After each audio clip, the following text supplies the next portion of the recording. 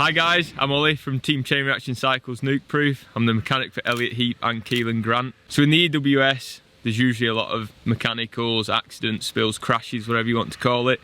And it's vital the riders know how to repair the bikes themselves on the trail side. Now this series is here to show you how to do that yourself and hopefully get you back on your bike and riding again.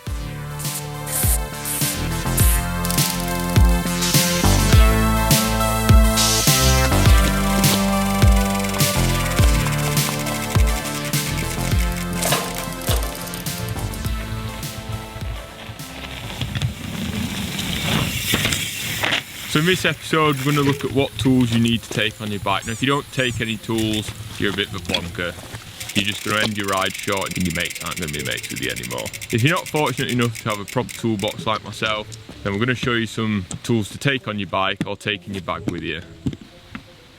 So you might be tempted to set off on a ride with no tools. It's light, easy, nothing flapping about in your pockets, but it's vital you do carry tools, otherwise you're going to end up back at the car park if you do have a mechanical.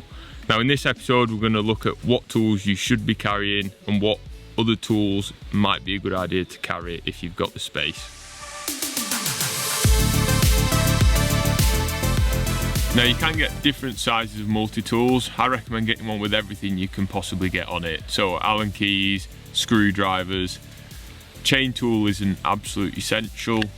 And then this Crank Brothers one from Chain Reaction Cycles also has a tubeless repair kit in it, and it also has space to store some spare split links as well. Now most EWS pros will have a setup very similar to this. This is just a tool strap, really handy, makes everything neat and tidy on the bike, rattle free, doesn't inhibit your ride. So we have some tyre levers in here.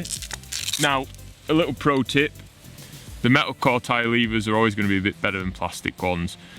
They're a bit stronger, a bit stiffer, won't break, and the tip is also just a little bit more rounded and blunter, so it's not going to puncture any rim tape or anything like that. Next we have an inner tube. Now it's vital you get the right size for your bike. There are mullet bikes out there now which is 29 front, 27.5 rear, so I would suggest going for a 29 tube. You can always fit that in your back tyre. Some brands do make multi-size tubes, so tubes that will fit 27.5 and 29, so look out for those as well. And then the last bit on the bike, we have a pump. Now some people will choose to use a CO2 cartridge and the CO2 head and wrap it in the inner tube. That's completely fine. I'd always recommend taking a pump, because if you run out of CO2 cartridges and you've not got a pump, then you've no other way to pump your tyre up, so you can't beat the old trusty pump.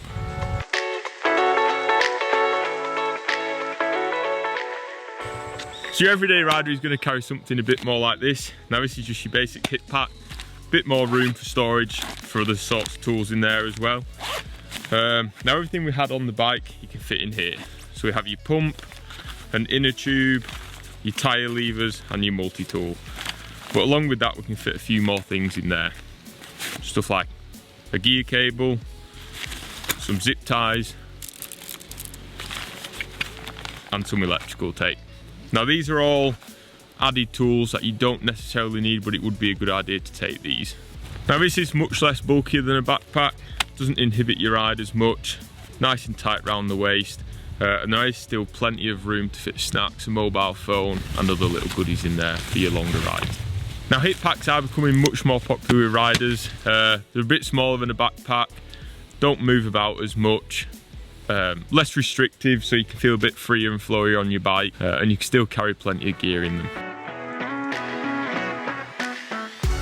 That's it for episode 1 guys. We've shown you the tools you need and some extra tools you might decide to take with you. Tune in for episode 2 where we're going to look at how to fix tyres, tubes and inserts on the trail.